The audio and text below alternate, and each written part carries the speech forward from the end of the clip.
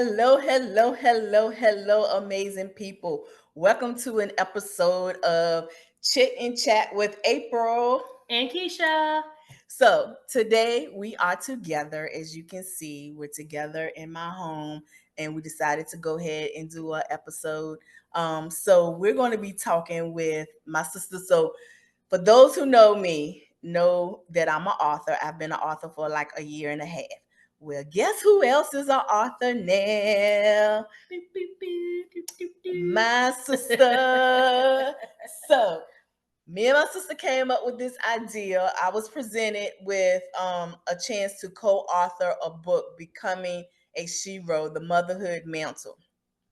And my girl Anissa, who is put everything together, she reached out to me to co-author this book, and she said she was looking for other mothers to co-author. And I was like, ding, ding, ding, ding. My sister is the little old woman who live in the shoe. She got so many kids, she don't know what to do. And I was like, I got the perfect person for you. So contacted my sister, and I was like, look, girl, got this friend. She's doing a book. We co-authoring. I got a chapter. You gonna write a chapter. So she wrote the chapter. So now my sister is officially an author. Yay!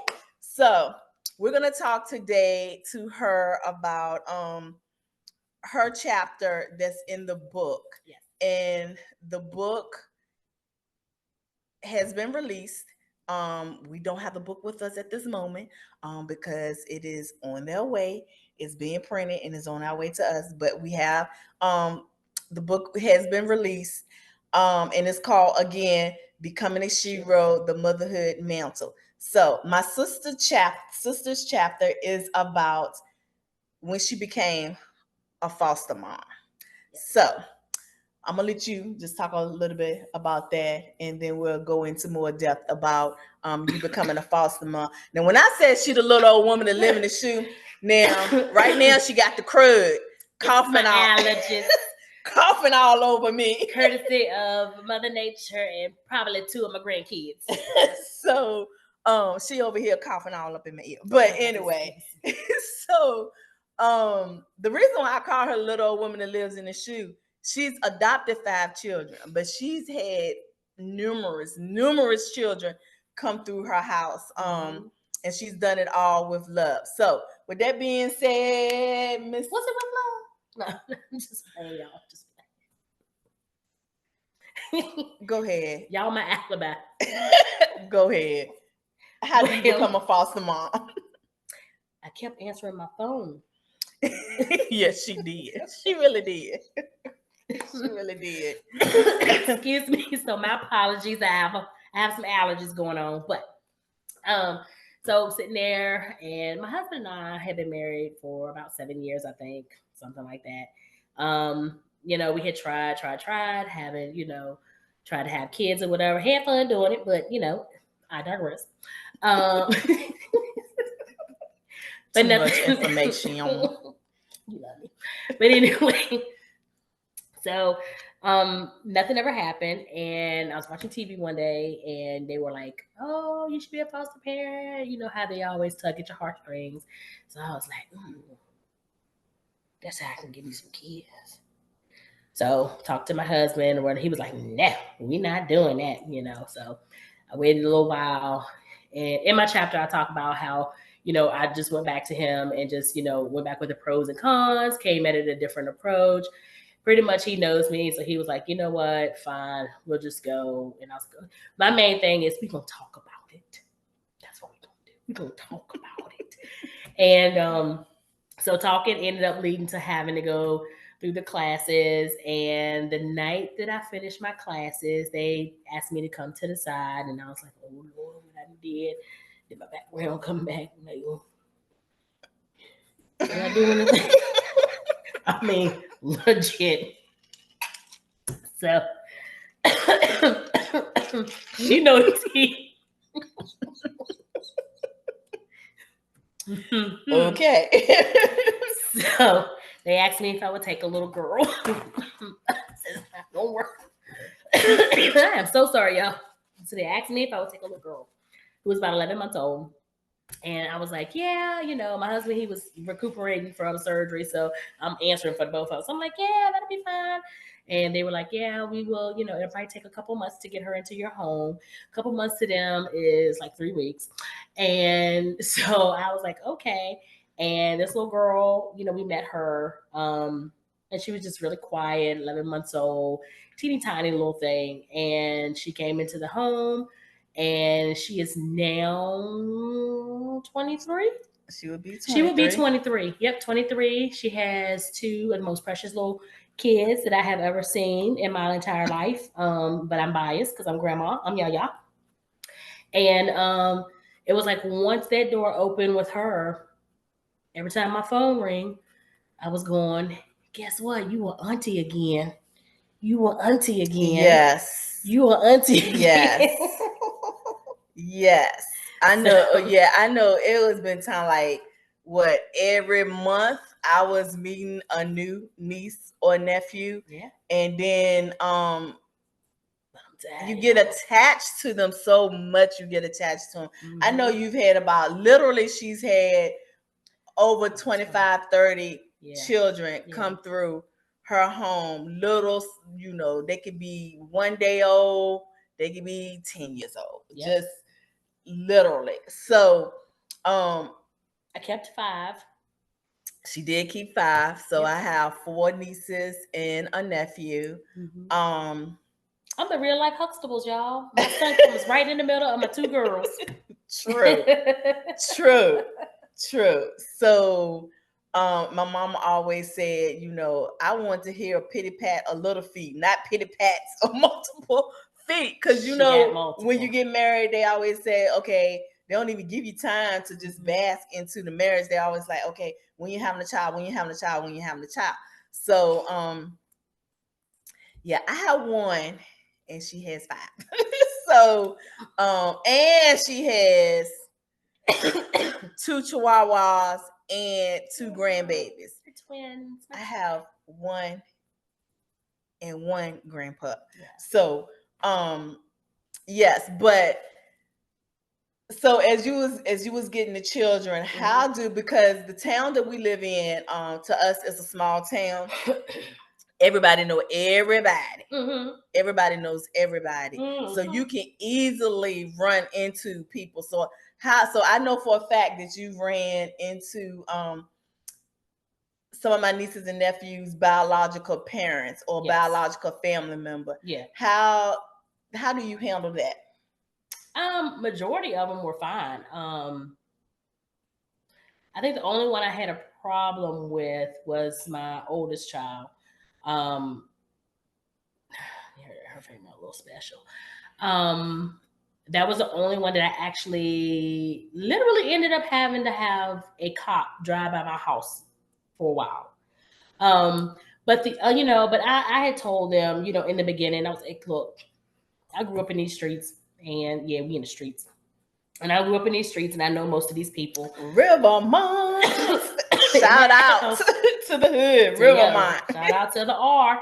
But yeah, we I grew up in these streets, and I was like, literally, my kids, each one of my kids come from one of the possible 7 hills in our city. So, it wasn't like I was, I was only on one side and not able to go to this side or whatever. I mean, I knew everybody everywhere. So it really didn't phase me or bother me or anything like that. And it just, if I ran into them, you know what? If you come at me correct, then that's fine. But I'm not giving out any information. No, you can't come see them. This is my child.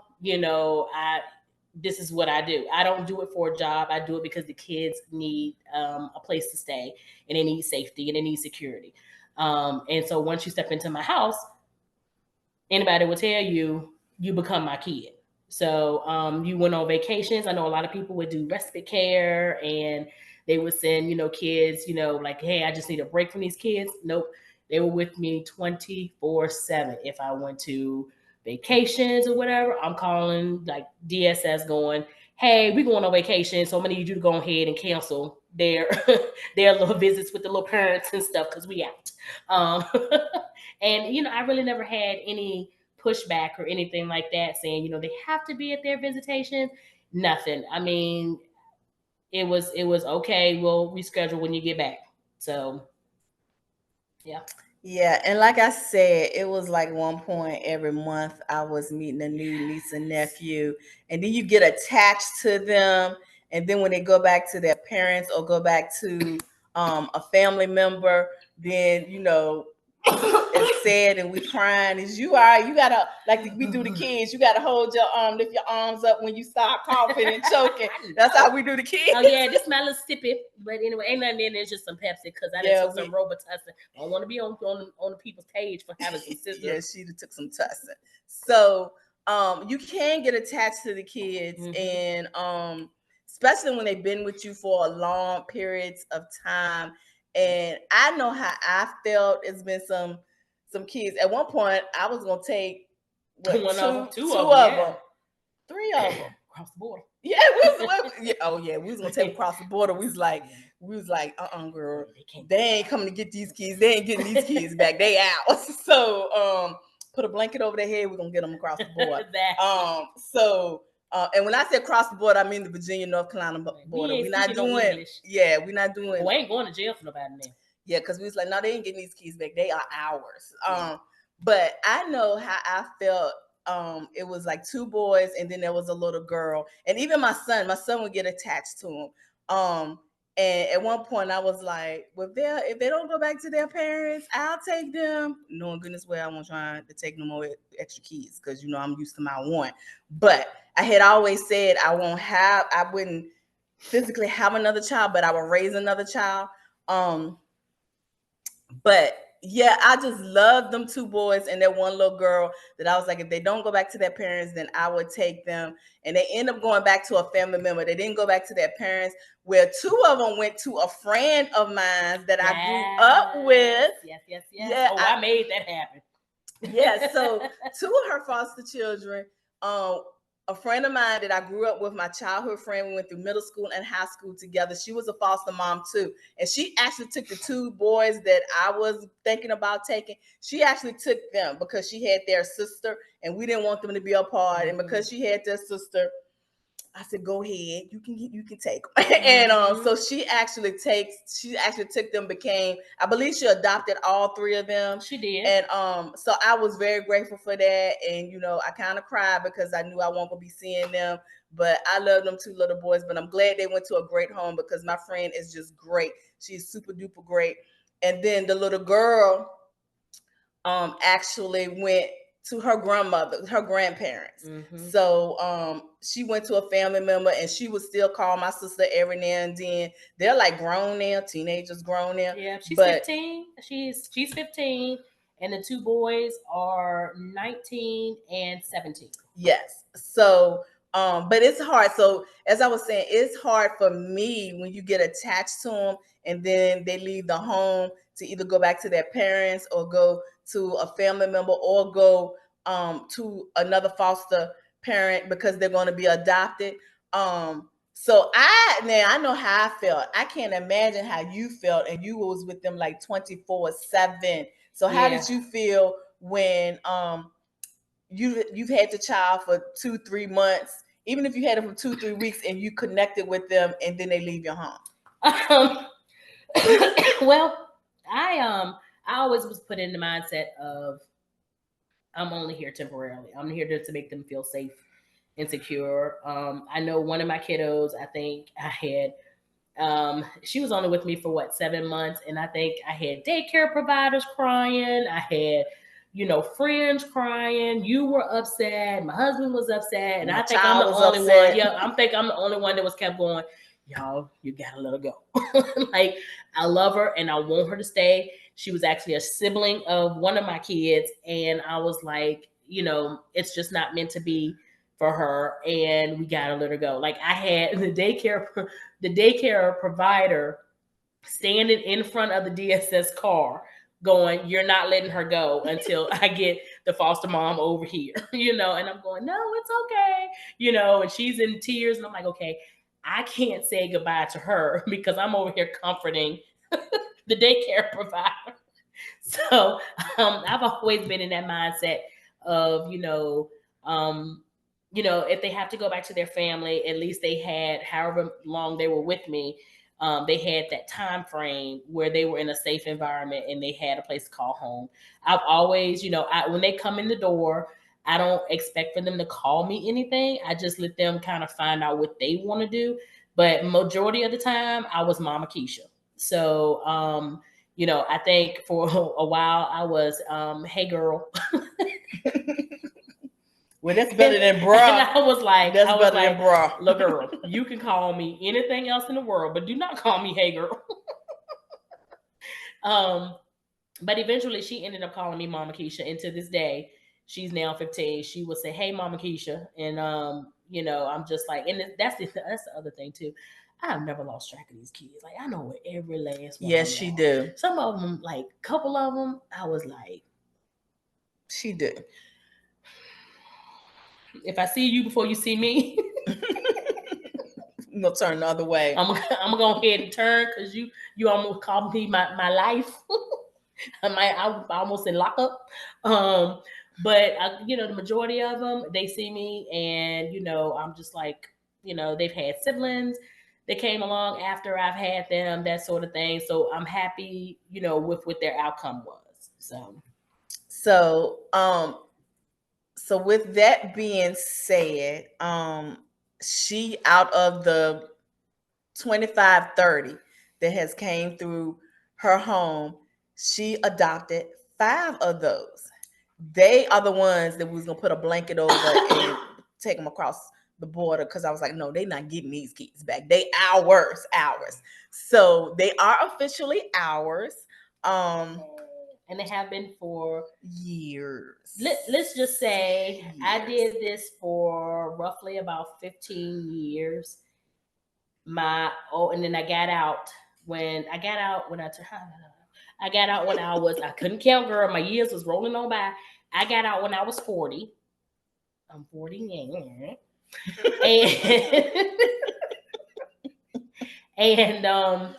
And so I did it for about 15 years and adopted my 5. My oldest is 23. My youngest is 11. Let's just say that. Yes. Yes. And the 2 youngest are siblings. Yes. And they actually left us for a short period of time. That was so heartbreaking. I was like, no, because it's like my mini me and her mini me. They are so, like, they remind us of us. Pinky and the Brain. One is the genius and one is insane, and it's hard to tell which is which. Yep. That is a disclaimer. That's an actual song, actual cartoon, and so that's a disclaimer. What I just said. So don't come after us for copyright infringements because I said Pinky and the Brain. But that's what we call each other, and they remind us of us, and they actually left for a little while to go with a family member, and I just couldn't take it. I was just so hurt and so heartbroken. On Christmas Eve, remember? Yes. Oh my God. Yes. Yes. I actually came up to town just to see them before they left, give them gifts, hug, cry. Couldn't cry in front of them because they were younger then. And kids feed off of you. They detect your emotions. And one was 2. Yeah, it was just, I think one was 2. One was about 15 months because I had got them like roughly around September or so. And they left Christmas Eve. Yeah. And they came back. The aunt actually called the social services and said, I can't do this anymore. Can they go back to the home that they were in? And they called me, and I was like, they should have never left, but it is what it is. And I was like, yes, they can come back. So they were back roughly before, like maybe a week and a half before the 2-year-old turned 3. And I remember going to DSS. That's March. Mm-hmm. And I remember going to DSS, picking them up. I think their room had only been changed slightly because I ended up getting 2 more kids like right before they left. And I changed their room slightly, brought them back. They walked in my house like they had never left. They came out of DSS like they had never left. It was like, hey, Mama Kisha, we going home. We hungry. Okay. Yes. So and yeah, when they came back, then when I had 7 kids. yes, she did have a lot of kids. I told you she We is the came out little that old suburban woman like living in the shoe. I was like, I ain't even gonna say it. We came out the suburban. Yeah, Yeah. they Like got a clowns in a suburban. car. So- We came out like clowns in a car. That's how they just kept going. Yes. Yes, Went to 7 Hardee's kids. one day. We were getting out the car, and the manager goes, "Oh my God, they keep coming." Yeah, she had a lot of kids. She had a lot of kids. But yeah, so we were so glad. I was so glad when she called me and said that they were coming back. So they came back, and they are officially ours. She adopted them. They are ours. So I am an AP. Because they remind us so much of us, and it was just like I said, it was just heartbreaking. I know how I felt. I can't even imagine how you felt, and they was with you longer. But so she adopted 5. 4 girls and a boy, just like the Huxtables, and the boys in the middle. 3 of them out of her 5 are adults now, or they claim to be adults. They're not in my house. Except for one. The one still is in her house. She brought back 2 more. And like the Huxtables, she left, came back with 2 more. Exactly. She the Huxtables. Denise and Sandra and Elvin. Yeah, they leave and then they come back with a whole family. So and then she still has the 2 little ones, which is 11 and 13. So they would be, time flies by, so they'll be leaving home soon. One of them, like when she leave home, she leaving home. She'll come back to visit. She ain't bringing back family. The other one was like, I don't want to grow up. The other one, yeah, she the Toys R Us kid. She don't want to grow up. She just want to be. She's like, yeah. Her reasoning is, I don't want to pay bills or taxes. That's what she said. I don't want to have to deal with kids. She ain't for adulting. So. But she always wanted to debate and things. So I said, well, just go be a lawyer. It'd be okay. So so with that being said, and I know each state has their own procedures and protocols for becoming a foster parent, but can you give, this is our segment that we call Mom Strategies. So can you give a little strategy on how to become a foster parent? So literally, since I have been in and out of the game, things have changed. When I first started, it was basically you're calling your local social services or DSS to find out, what can you do to become a foster mom. Now you have therapeutic foster homes, you have developmental foster homes, you have like all these different foster homes now, and the DSS still does it. So depending upon what type of child you want to do, how old, and when I say what type of child, meaning what type of problems will come along with the kid. Now, every child has their own set of issues, but some are minor and some are horrific. So it just depends on what they have come out of. If you're going to go to a therapeutic foster care, just know that most of those kids, like 95% of those kids, are going to have some type of trauma.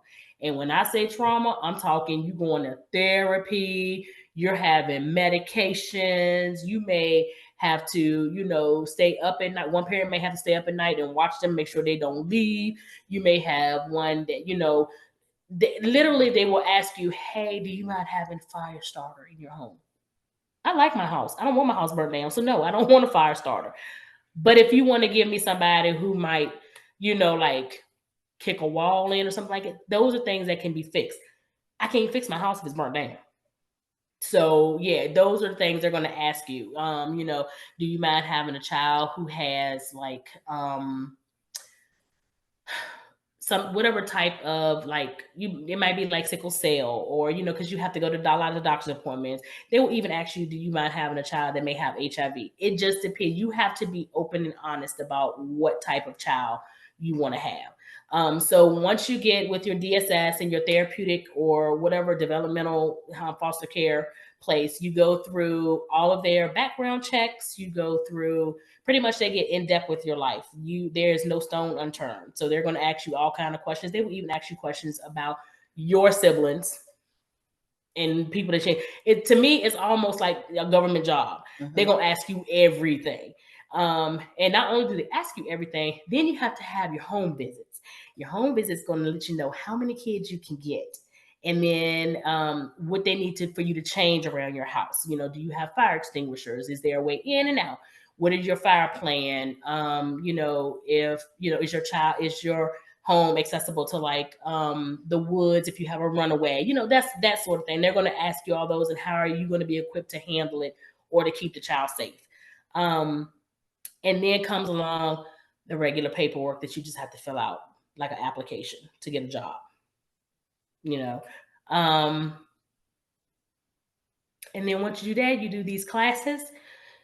Excuse me. And after that, it's just a matter of waiting.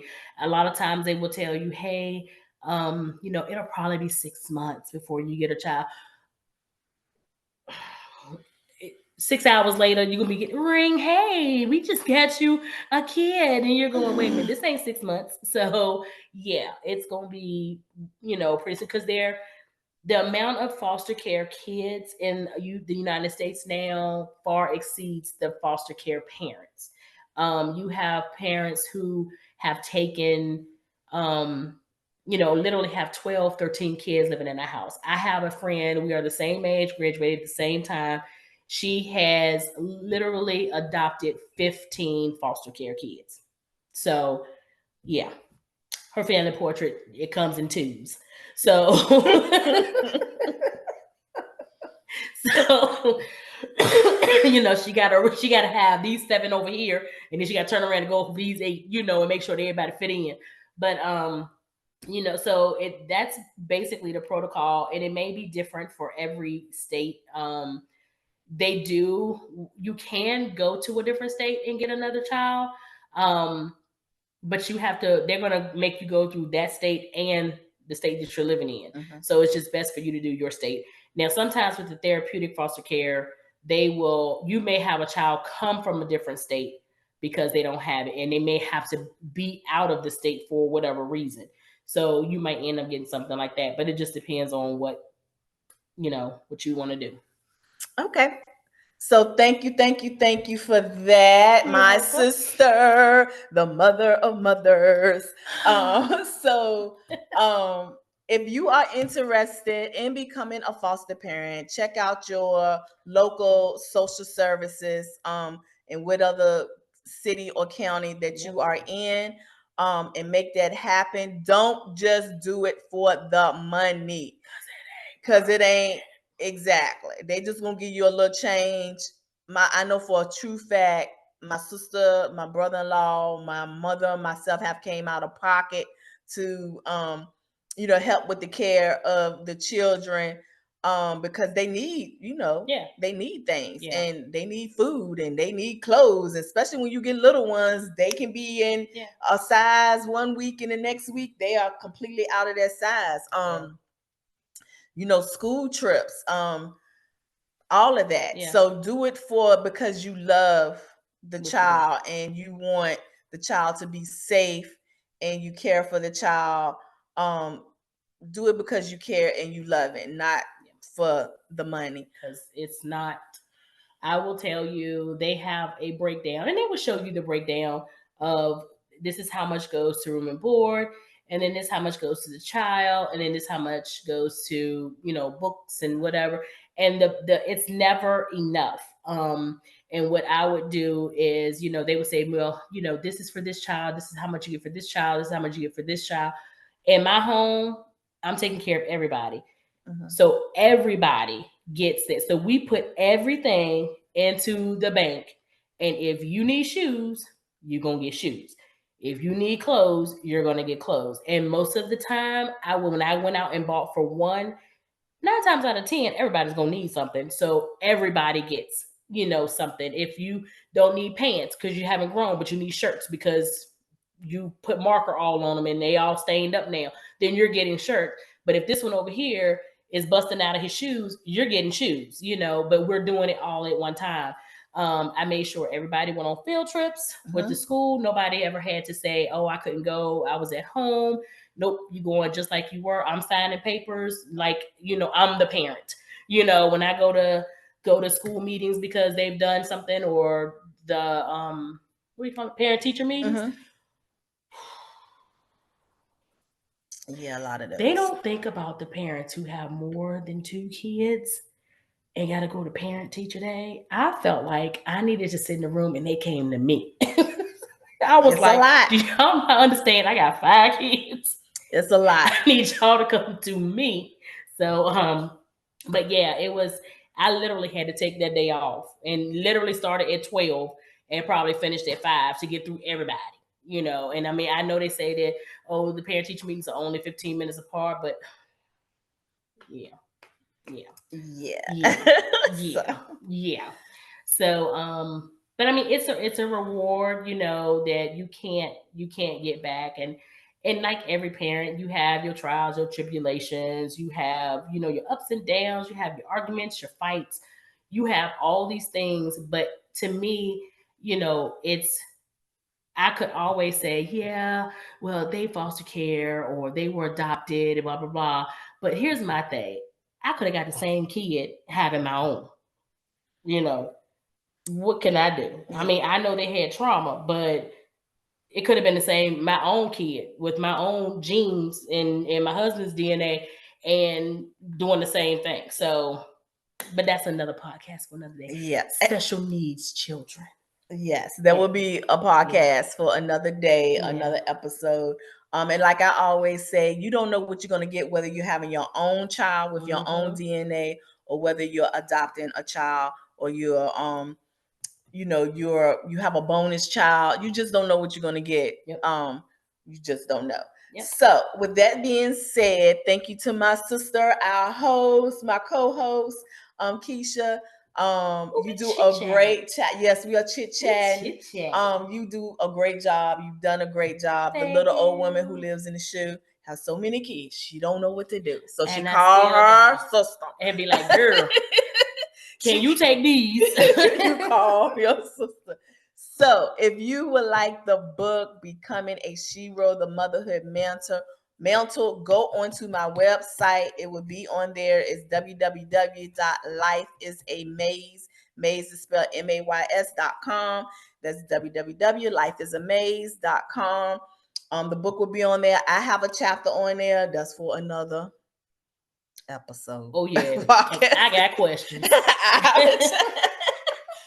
I have a chapter in there, and of course she has her chapter on being a foster mom, the unconventional way to motherhood.